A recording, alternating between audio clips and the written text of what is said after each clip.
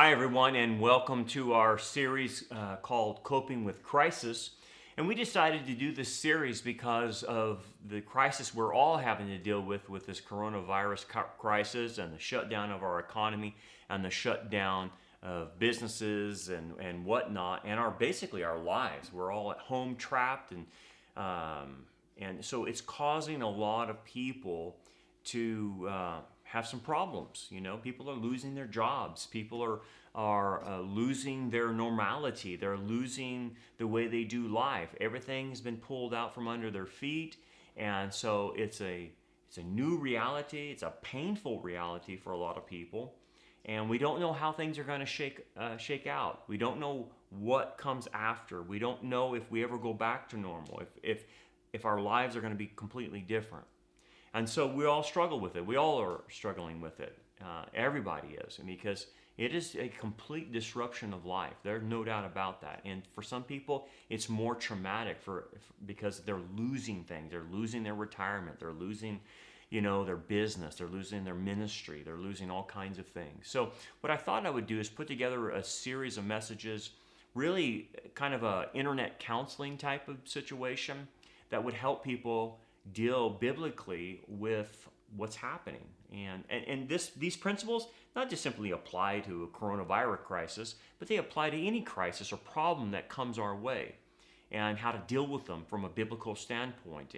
And whether that's dealing with an estranged relative, or dealing with an adult child that is out of control or whatnot, or losing things in life, the death or whatever. All these principles work because they're biblical principles in how we deal with life, okay? So what we want to look at today in coping with crisis is accepting reality. And that sounds basic, but a lot of people don't accept the reality that a crisis brings. A crisis brings a new reality, a new way of life every time. So if you want to call a crisis a problem, like you could use the same terminology, crisis, problem, but involved in the crisis, involved in the problem, is pain. So this coronavirus crisis is causing pain. Okay, that's what people have to identify. And that's why they have a hard time accepting the new reality, because they don't want to embrace the pain. The pain is too difficult. And I get it. No one wants to have pain. No one wants to embrace pain.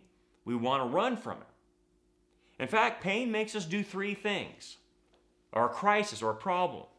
We either freeze like a deer in the headlight. We either flight, take off and run, or we fight and we protest and we resist and go against the reality. So we have three reactions, none of which are biblical, but typically that's our reactions. Flight, freeze, and fight is typically our reactions to things. But I get it. We all get it. It's because the pain. It's the pain that's involved in it. And we want to get rid of the pain as soon as possible. And so then what happens is a crisis happens, like the coronavirus or death of a loved one or lost my job or whatever thing it is. And we sit back and we're sometimes shocked that bad things are happening to us. And we're taken aback, and we just can't believe this happened to us. It's very surreal to us. And so that comes from adopting an unbiblical thought pattern where we think things like this: I'm a good person, bad things shouldn't happen to me, or only bad things should happen to bad people. So then you're living your life, you're minding your own business, and you're living a biblical life, a moral life, you're doing everything you think you need to do. And so then something hits you out of left field and causes a problem, and you think, this shouldn't be happening to me. I'm not a bad person.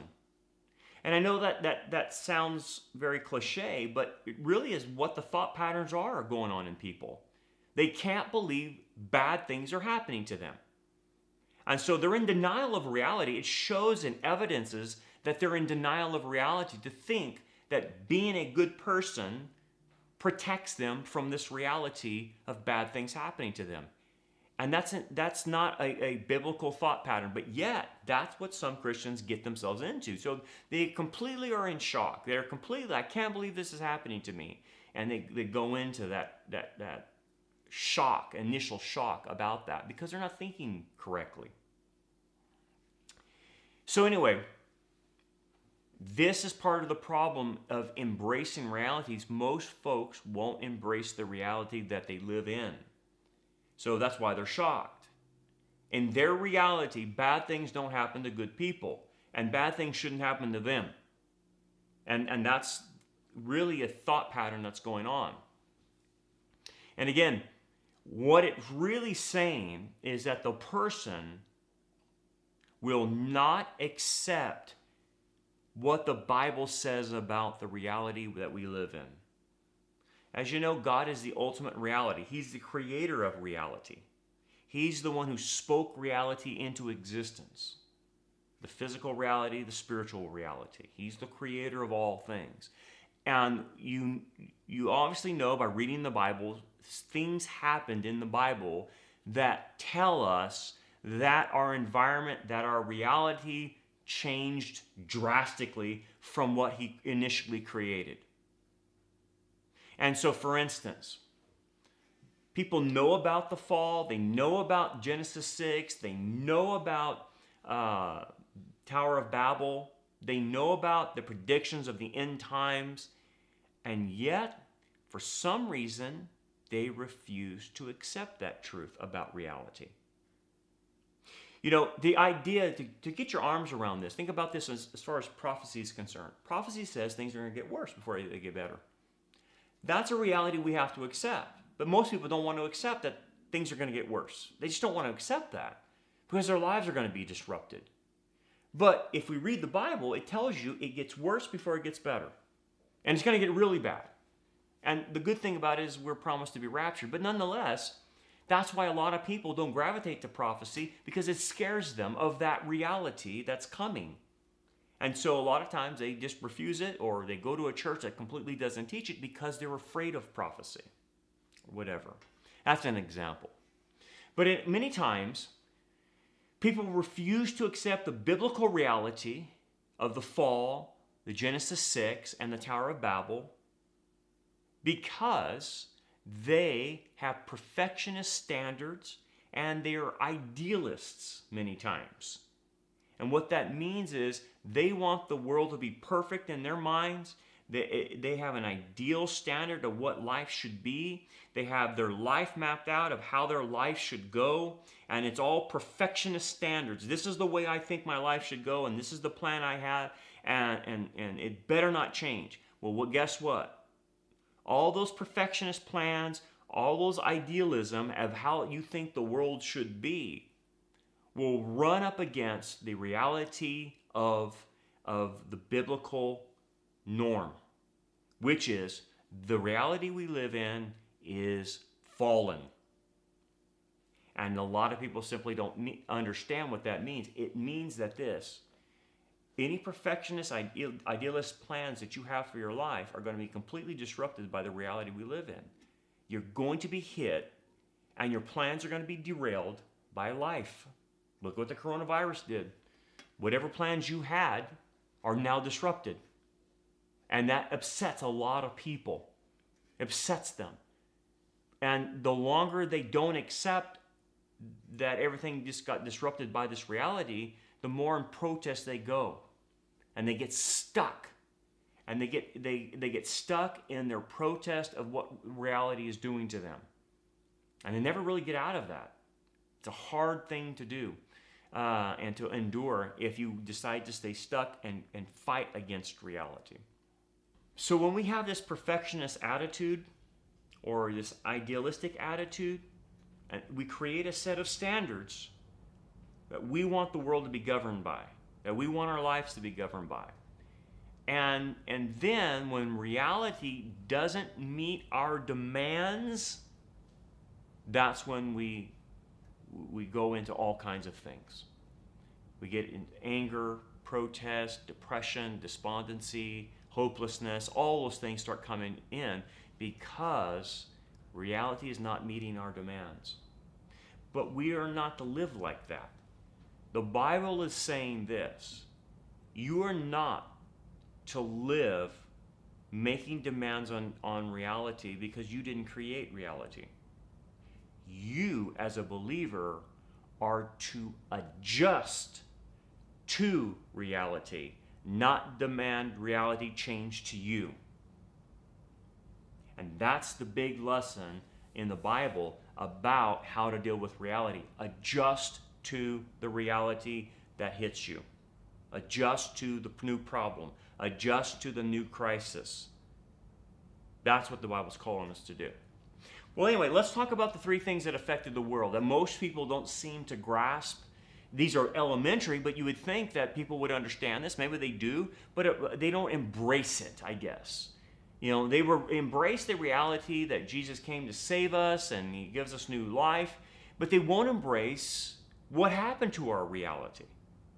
So, for instance, you know all about the fall. You know, if you look at Genesis 3, the penalty aspect of the curse of them disobeying God was pain. Pain is associated to the curse. So the woman's told that she's going to have pain in childbirth, right? Then the man is told you're going to have pain with labor and toil. And he says thorns and thistles will come up from the ground as a result of the curse. Now, I want you to think about thorns and thistles. Thorns and thistles hurt because when you touch them, they cause pain.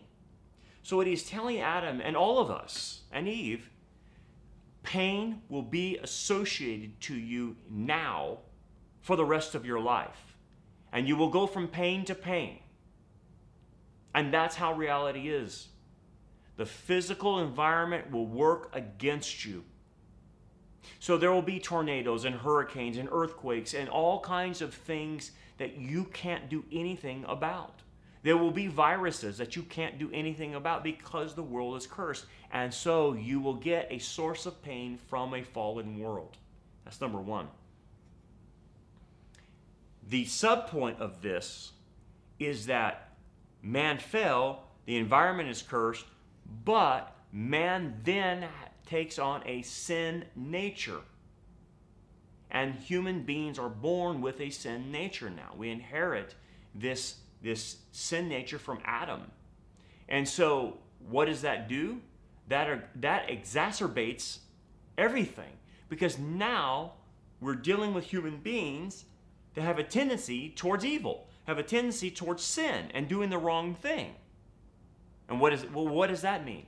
It means that not only will your environment cause you pain, but other people will cause you pain. They will come against you and sin against you and cause you pain. And you yourself will cause your own pain as well. Because when you do things outside the boundaries of God, you will cause yourself your own pain. So pain now is coming from multiple sources. But how about some other sources? How about the angelic conflict? Does the angelic conflict between Satan and his fallen angels and God and his angels have anything to do with us? Of course. It is another source of pain. Obviously, the fall of Satan happened, and then he attacked our first human parents. And then when you go to Genesis 6, you see these fallen angels cohabitating with women, creating Nephilim or these giants or creatures that are half human, half fallen angel. And the commentaries talk about this a little bit. I don't want to go too in detail, but the idea was they were cohabitating, creating monsters, but they were also giving information to human beings about how to do things that were beyond human capabilities, particularly in the area of warfare and making metal weapons for war and basically creating a scenario that would allow humans to create more sin, to get deeper into sin, and to create things that would hurt other people, like weapons of war and stuff like that. But anyway, that's another source. And then if you move on past Genesis 6, you move to the Tower of Babel. And in the Tower of Babel, you have the first false religion ever created, and the Babylonian system is still with us. It is a wicked false religion, and it basically taught humans at the Tower of Babel how to connect to the spiritual realm. It was a portal. It was a connector. And this connection was with fallen angels and demons. And so this connection with fallen angels and demons in terms of religion, in terms of religious practices, created more evil, created more hatred of human beings from others. And so when you put this all together, the Bible is telling you the fall happened, and that's going to cause problems for you and pain. Yourself will cause problems. Others will cause problems. The demonic realm will cause problems. And this world system that is controlled by the devil is going to cause you problems. Everything in this system is going against you. But yet God is for you and works through all this. But God doesn't take away pain. He doesn't take away our problems. Yeah, very rarely, if someone asks him, he will. But most of the time, he doesn't. He wants us to go through the problem, not take it away. Okay, so what do people do? What do people do when this pain comes to them and they won't accept the pain on a biblical standpoint, and which means that pain is part of life, and you will go from pain or problem to problem, pain to pain for the rest of your life. That's just a reality, and you have to accept that reality. But those who won't accept that reality, this is what they do. When pain or a problem or a crisis comes, the first thing they do is downplay it. That's what a lot of our society is doing. It's not so bad. They minimize it, go into positive thinking. And that's why the positive thinking movement has caught on to so many people, because the days are growing darker, and they know that. So intuitively, they try to run from it, try to deny it, and choose churches and pastors that peddle, a cotton candy type of Christianity. And so the first reaction is downplay it. It's not so bad. And you hear these mantras on TV from people. We'll get through this. We're going to get it through together, and we'll make it through. Those are platitudes. There's nothing behind that. Because what the evidence is showing is that your world is going to change. You're not going to go back to normal. Things have changed. They're already wanting all these other things, like a digital currency, and they want a one world government. And this is just kickstarting a lot of that and moving it into, fifth gear, so to speak. So people think they're going to go back to their lives, and life is going to be as normal and nothing's ever going to change. That's not how the Bible predicts. The Bible predicts it's going to get worse. And so they downplay it. It's not so bad. Or, even on a personal level, people will downplay, a family member that has a drug problem. Well, the drug problem's not so bad, they're in a lot of pain, or they're coping with a lot of stress, and his irresponsibility is not so bad, and they've had a hard life. That is downplaying it. And that is what typically people do if they don't want to embrace the reality of what the Bible says. The second thing they do is ignore it, or they pretend it doesn't exist. And if you pretend it doesn't exist, that's to our own peril.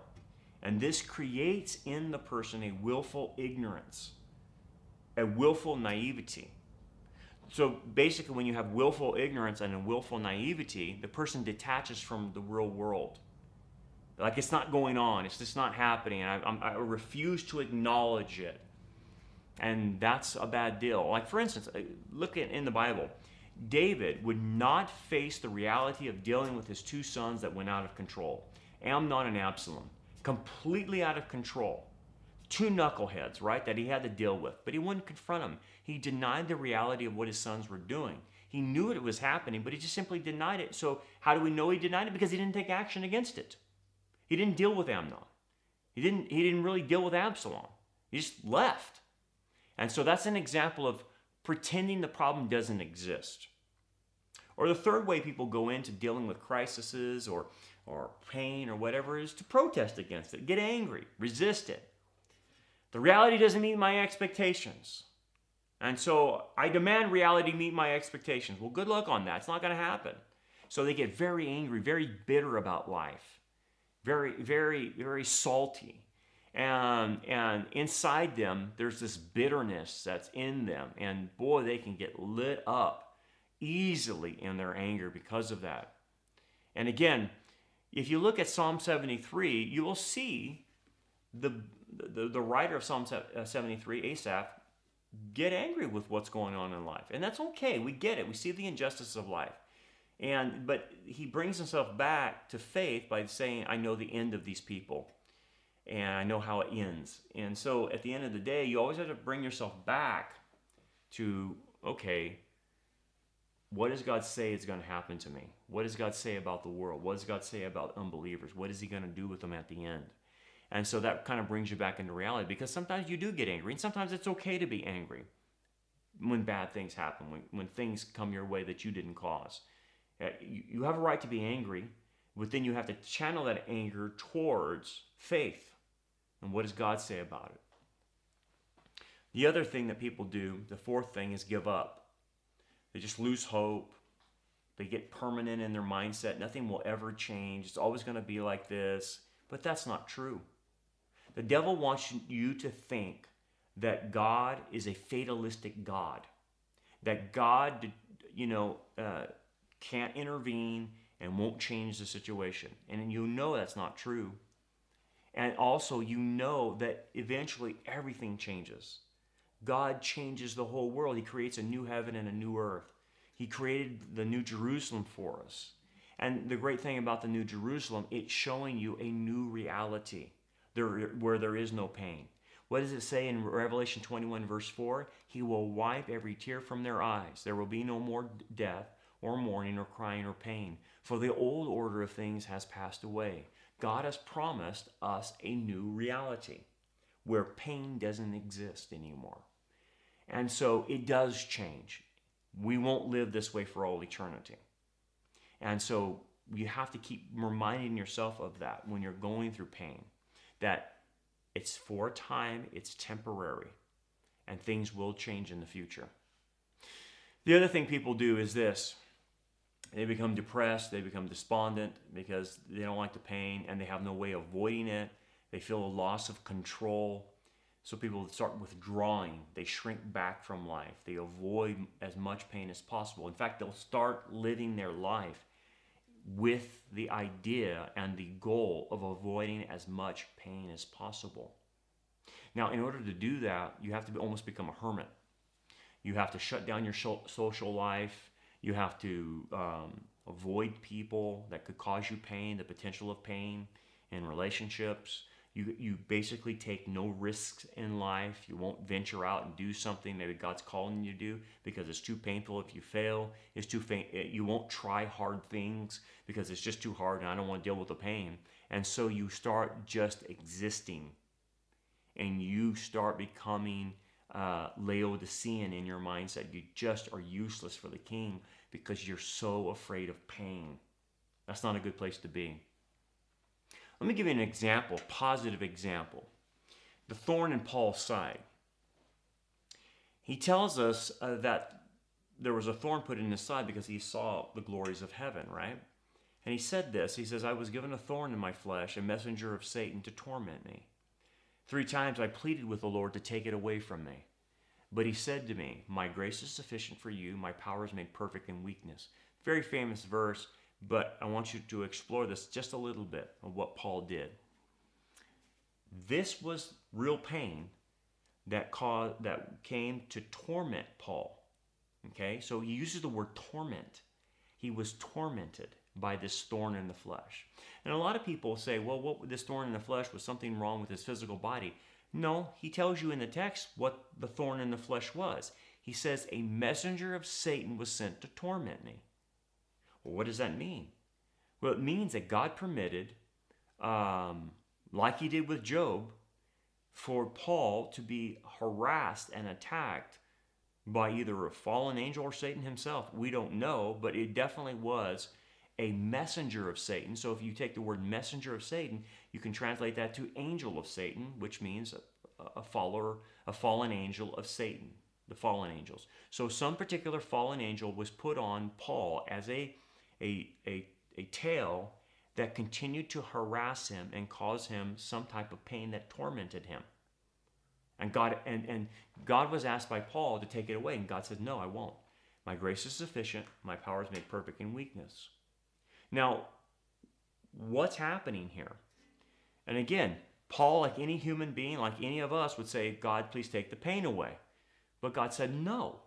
And many times in our lives, we're going to ask God to take the pain away. And he won't. He'll say, my grace is sufficient. My power is made perfect in weakness. That's what his response typically is to us. Now, what does this mean, that my grace is sufficient, my power is made perfect in weakness? Is that God will supply to Paul or anyone else that's going through pain the power to endure and the tools available through his grace in order to cope with the problem. So the thorn in Paul's side was not a curable problem. God would not take it away. So that's not a curable problem. It was a coping problem. And hence, God says, I will give you the grace and basically the tools and the ability through my power to endure and cope with this. And that is what will happen for us. If we go before the Lord and ask for help according to Hebrews 4, he will give us his grace and mercy, and that access to grace and mercy gives us the tools in order to handle the pain that we're in. That's how he wants us to deal with it. Not take it away from us, but go through it with the tools and the power he provides. Lastly, seeing the example of the Apostle Paul and how he reacted to all this, he didn't get despondent, he didn't protest. Sure, he asked for the pain to go away, but it didn't. He didn't get mad at God, he didn't get depressed, he didn't stomp his feet and say, the reality is not matching my demands or anything like that. He embraced it from a biblical standpoint. He says, okay, fine.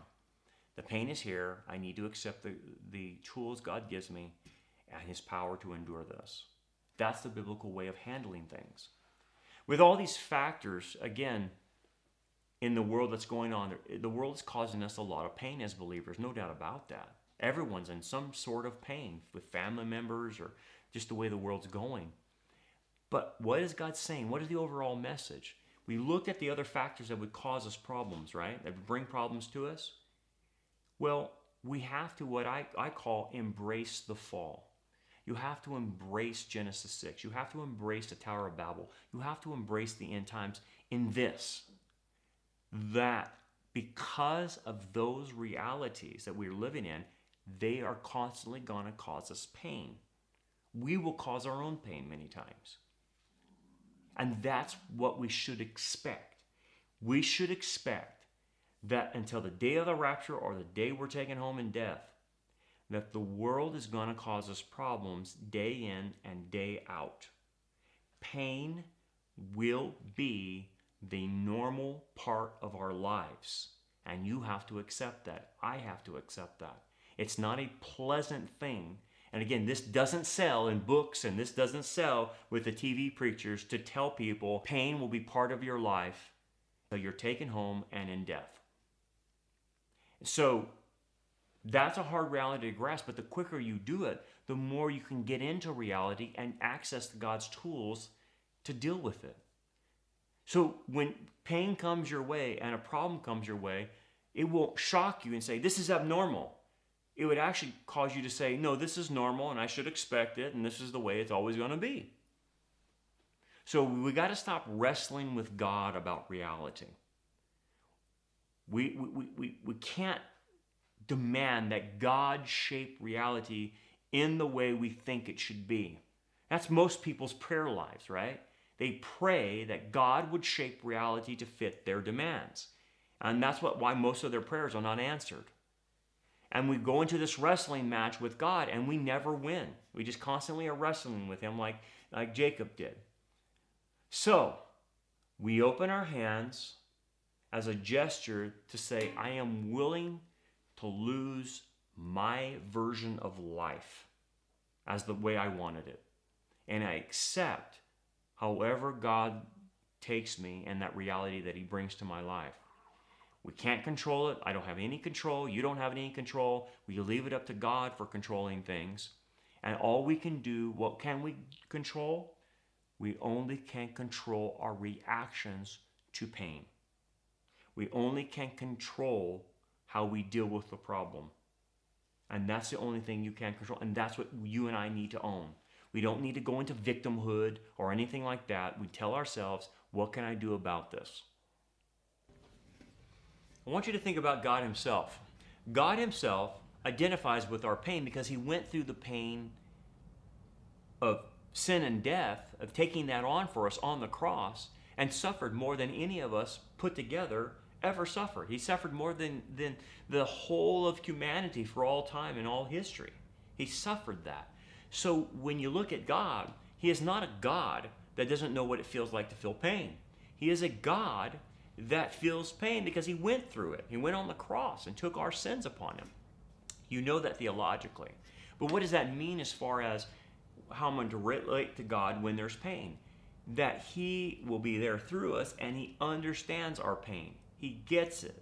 He can identify and empathize and sympathize with us because he himself went through the same pain. And then when you look at God and what he did, God never avoids pain. He faced it. It says that Jesus set his face towards Jerusalem. He went towards the pain, he went towards the problem and faced it right on. He didn't deny it, didn't do anything like that. He went and faced it and went through it and suffered and died, as you know, on our behalf. And so when you look to God, he suffered the same as we do. But this is why Paul will say that he wants to identify with the Messiah's pain by fellowshipping in the Messiah's sufferings. And what is Paul trying to do? He's trying to say this. When you look at your own pain in light of the pain that God went through, and then God relates to your pain and you're linked in that suffering, it causes something in you in terms of faith and your terms of handling things that's a lot different. Most people suffer in their pain and they think God doesn't feel their pain. But he feels the same pain, and that's important, that we have a God that identifies us. Okay, so what does that do for us? It helps us with the burden of that pain. It helps us with the weight of that pain, that the God that I worship is with me. He's there for me. And he can give me the strength to deal with this. And because of that, because you're not alone, because he identifies with you, you have the ability by faith to endure more, to endure the pain. Let me give you an example of what I mean by this. When they're doing a procedure on somebody in a hospital, do you know what they find out? They find out that if they're alone, they actually feel more pain. It's more intense. But they also find out if they have a loved one there holding their hand, present with them in the procedure, the person feels less pain. They're more encouraged to deal with it and go through the procedure if they know someone is with them and holding their hand tightly. They actually can endure more. They actually can go through the process easier. And that's what Paul's trying to get us to do. Don't run from God when you're in pain. Run to him, hold on to his hand, and you will notice that when you do that, you can endure more than you thought you could. That's what his presence and his hand holding does for us spiritually speaking. You can actually deal with the pain. He will give you the strength to go through the pain. Pretty amazing. But that's how we deal with pain. It's a normal part of life, and God's there to be a resource for us. Okay? So we're going to talk more about pain next time. We're going to talk about what pain does to us in a biblical way, why God allows pain to come in our lives, and what he's doing with it, and why he doesn't just simply take it away. So we're going to talk more about that next time. So tune in next week, okay? So anyway, I hope this has helped you. Again, if you have any questions, you're free to email us at info@rockharborchurch.net and ask any questions through our email, okay? God bless you. We'll see you next time.